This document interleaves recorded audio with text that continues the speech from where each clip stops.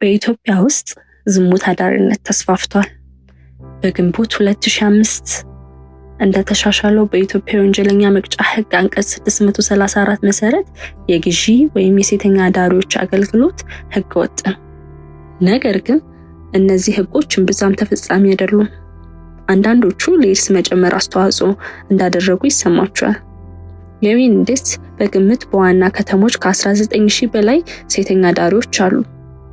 ኢትዮጵያን በመጠኑም ቢሆን ለወሲብ ንግድ የሚዳርጉ ሴቶችና ህፃናት መዳረሻና መሸጋገሪያ ሀገር ነች።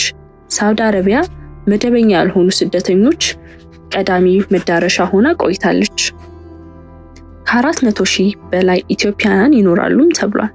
የሳውዲ ባለስልጣናት በብዛት ኢትዮጵያውያንን በየጊዜው የሚያፈናቅሉ ሲሆኑ አብዛኞቹም ከተገዙት ሰዎች መካከል የወሲብ ብዝበዛ እንደተፈጸመባቸውም ተናግሯል። በመካከለኛው ምስራቅ ለስራ የሚሰደዱ ወይም አስጨናቂ ቀጣሪዎች የሚሸሹ ኢትዮጵያውያን ሴቶች ለወሲብ ንግድ ተጋልጠዋል። አንድ ዓለም አቀፍ ድርጅት አብዛኞቹ ህገወጥ አዘዋዋሪዎች ትናንሽ የሀገር ውስጥ ኦፕሬተሮች ብዙ ጊዜም ከተጎጁ ማህበረሰቦች የመጡ መሆናቸውን ይገመግማል። ነገር ግን በደንብ የተደራጁ የወንጀለኛ ቡድኖች መደበኛ ባልሆነ ስደተኞች ለህገወጥ ዝውውር በጣም የተጋለጡ እንደሆኑ ተጠያቂዎችም እንደሆኑ ይገመገማል። የሰራተኛ ቀጥረኞች ከኢትዮጵያ ሰፊ ገጠራማ አካባቢዎች የሚመጡ ወጣቶች የተሻለ ህይወት እንዲኖራቸው ቃል በመግባት ኢላማ ያደርጋሉ። ምንም እንኳን ሪፖርቶቹ በመረጃ የተደገፉ ቢሆኑም ኢትዮጵያ ታሪክ ያላት ኩሩ ህዝብ ያላት ሀገር ነች።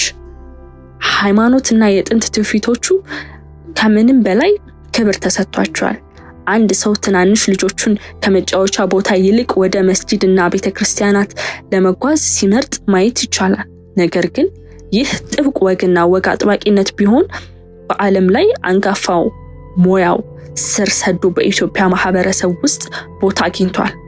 በታዋቂም ባህል በኢትዮጵያ ውስጥ የጾታ ንግድን በተመለከተ የመጀመሪያው ምሳሌ በ1973 ሻፍት ኢን አፍሪካ በተሰኘው ፊልም ላይ ማየት ይቻላል።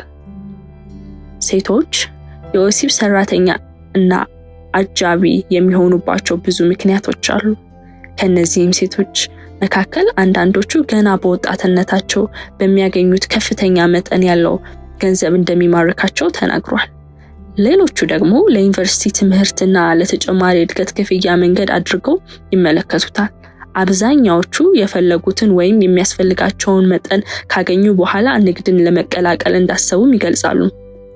በተጨማሪም ወንዶች በቤት ውስጥ ሊያገኙት የማይችሉትን ነገር በማቅረብ ትዳራቸውን እንዲያድኑ ወይም በንግድ ጉዞ ላይ እያሉ ብቸኝነት እንዲያስወግዱ እንደረዳቸውም አድርገው ይመለከታሉ። በሌላኛው የዝሙት አዳሪነት ጫፍ የጎዳና ተዳዳሪዎች ናቸው። አብዛኛዎቹ የአደንዛዥ እጽ ሱሰኞች ናቸው እና ብዙዎቹ ያለ ፍቃዳቸው ወደ ሴተኛ አዳሪነት ተዳርገዋል። የወሲብ ንግድ ሴት ልጆችን የሚዘርፍና ባሪያ የሚያደርጉ ወንጀለኞችን የሚያሳፍና ዓለም አቀፍ $1 ቢሊዮን ንግድ ነው። የ10 ዓመት ዕድሜ ያላቸው ልጃገረዶች ከሀገራቸው ተነጥቀው ከትውልድ ቤታቸው ርቀው ለሴተኛ አዳሪነት ይሸጣሉ። ዝሙት አዳሪዎችን እንዴት መፍታት እንደሚቻል በቀላሉ ለመግባት ቀላል የሆነ ትርፋማ ንግድ ስለሆነ ዝሙት አዳሪነት መፍታት አይቻልም።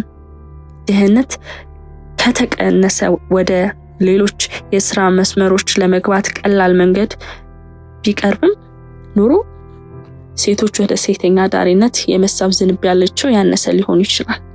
ነገር ግን ፍላጎቱ እስካለ ድረስ ሁሉ ጊዜ ይኖራል።